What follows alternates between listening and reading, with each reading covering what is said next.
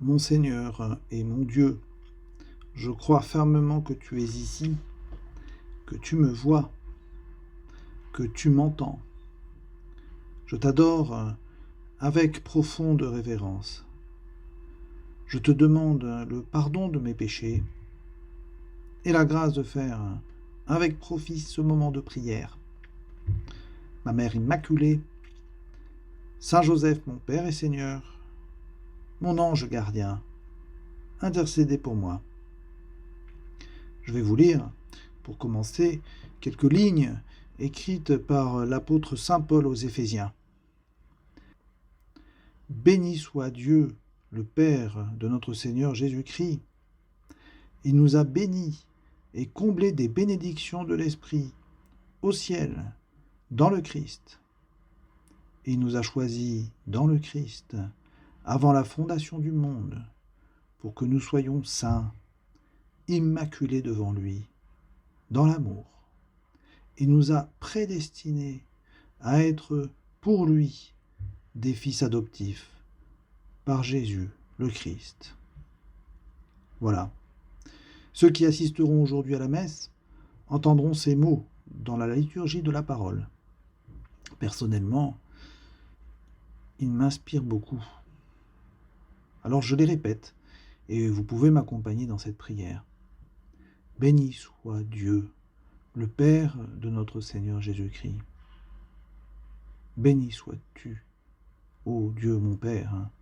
Et j'ajoute, louange à toi, Dieu, qui m'as créé, qui m'a donné de proclamer avec saint Paul ta louange et ta gloire.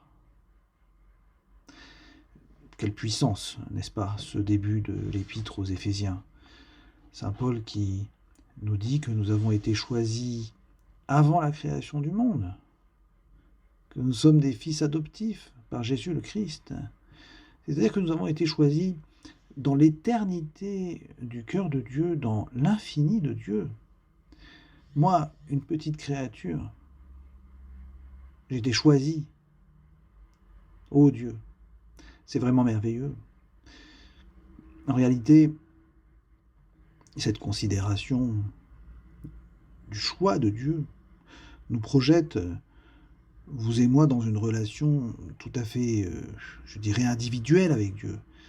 Ce n'est pas Dieu et le monde, Dieu et l'histoire, Dieu et la société, ou bien Dieu et les humains. Non, c'est Dieu et moi. Mon Dieu et moi. Un Dieu qui en plus se révèle Père. Et je répète saint Paul, il nous a prédestinés à être pour lui des fils adoptifs par Jésus le Christ. C'est énorme, tout simplement. Fils adoptifs de Dieu par Jésus le Fils. Vous avez peut-être remarqué que lorsque nous parlons de religion avec des personnes qui sont éloignées de l'Église, à quoi font-elles référence en premier ?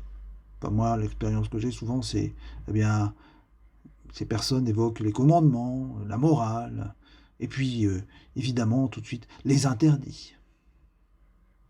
Ces personnes qui sont loin de Dieu ont parfois une conception religieuse très codifiée, comme si la religion consistait à vivre un code de bonne conduite. Alors, c'est à nous de savoir révéler véritablement quel est le projet de Dieu, qui est Dieu pour nous. Dieu est un Père pour nous, les hommes. Et en plus, c'est un Père qui, comme le dit saint Paul, nous veut saints, immaculés devant lui, dans l'amour. Bon, c'est clair, il faut savoir expliquer ce que veut dire la sainteté, parce que nous avons parfois des images un petit peu bizarres des saints dans l'Église. Hein. On imagine parfois que être saint, c'est être un moine en lévitation, ou alors être une personne ensanglantée par les supplices du martyr. Parfois on se dit, bon ben les saints, ce sont des prêtres, des évêques, des papes, des religieux, des religieuses. De temps en temps, oui, un roi de France, Saint Louis. Mais heureusement, l'Église béatifie de plus en plus de laïcs, hein, et j'en veux pour cause le bienheureux Carlo Acutis, qui était un jeune de 15 ans, mort prématurément de maladie. Et il n'y a pas tant d'années que ça. Il est mort en 2006. Et l'Église vient de le béatifier il y a quelques jours. Alors, se dire Dieu me veut saint, moi aussi. Oui, eh bien oui. Ça ne veut pas dire que nous avons un destin bizarre ou extraordinaire, qu'il faudrait devenir religieux ou prêtre, ou même évêque. Mais nous sommes, vous et moi, pleinement immergés dans ce monde. Et c'est là où nous sommes, que nous sommes appelés à être saints. Et que nous sommes appelés à avoir un cœur rempli d'amour. Certes, nous sommes appelés à vivre les commandements, il ne manquerait plus que cela. Permettez-moi d'évoquer l'épisode du jeune homme riche de l'Évangile. Ce jeune qui s'approche de Jésus et qui lui dit « J'ai observé les commandements depuis ma jeunesse. » Et que lui dit Jésus? Si tu veux être parfait, c'est-à-dire si tu veux être saint, va, vends ce que tu possèdes, donne-le aux pauvres, et tu auras un trésor dans les cieux. Puis viens, suis-moi. Bon, ce qui est dommage, c'est que le jeune homme préfère garder ses richesses matérielles et décide de ne pas suivre Jésus. C'est un mystère, évidemment, parfois, le refus de Dieu. Ça peut être aussi la peur de l'aventure.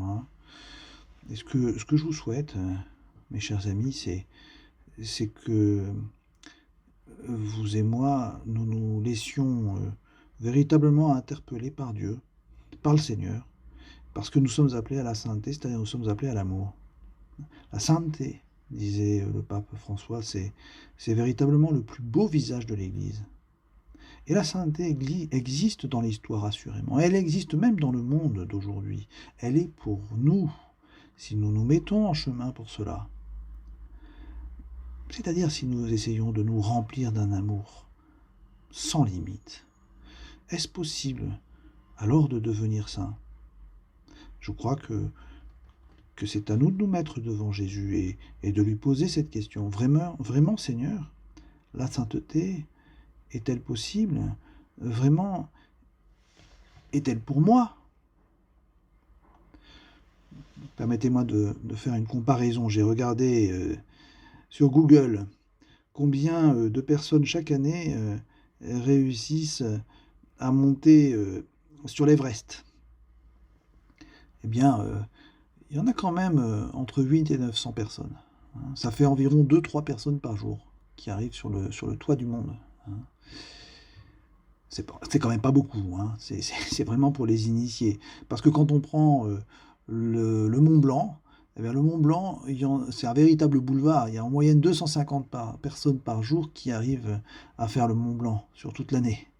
On peut se dire l'Everest, c'est vraiment pas pour grand monde, mais le Mont Blanc, on se dit qu'avec ses 4809 mètres, en s'entraînant un petit peu, quand même, sérieusement quand même, on peut y arriver. Alors, je dirais, la sainteté, ce n'est pas l'Everest. Elle est accessible à tous et à tout âge. Et évidemment, certains qui parmi nous, certains auditeurs pourraient se dire « mais moi je suis grand-père ou grand-mère ». Je dirais, il n'est jamais tard. Je dirais courage. Dieu est toujours à nos côtés. Recevons les sacrements. Et puis prions beaucoup. Et quant aux autres, et les plus jeunes, je dirais la même chose. Dieu donne sa grâce. C'est-à-dire qu'il donne la vie surnaturelle. Et ce qu'il faut se dire, c'est oui, je me relève. Oui, ô mon Dieu, aide-moi. Ô Seigneur Jésus, j'ai confiance en toi. Mon Seigneur, relève-moi. Esprit Saint, enflamme-moi, réchauffe mon cœur. Purifie-le de tout égoïsme. Et le Seigneur nous dit, dans l'intimité de notre prière, viens, suis-moi. Alors, conduit aussi par la Vierge Marie, qui est reine de tous les saints, nous terminons ce moment de prière en disant « Oui Seigneur, tu m'as créé, tu m'as choisi dès avant la création du monde. Alors oui, mon Dieu, aidé par la Sainte Vierge Marie, j'avance sur le chemin de la sainteté. Je te remercie, mon Dieu, des bonnes résolutions, des actes d'amour et des inspirations que tu m'as communiquées dans cette méditation. Je te demande de m'aider à les mettre en pratique. Ma Mère Immaculée, Saint Joseph, mon Père et Seigneur, mon ange gardien, intercédez pour moi.